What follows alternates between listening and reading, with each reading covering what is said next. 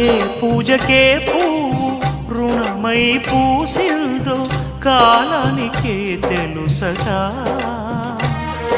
ఆ కాలం కనుమూస్తే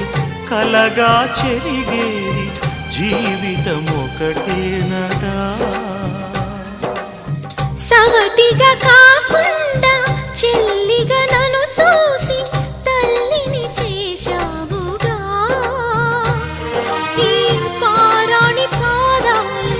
సేవించినా గాని రుణమే తీరదుగా ఇది కలకాలమై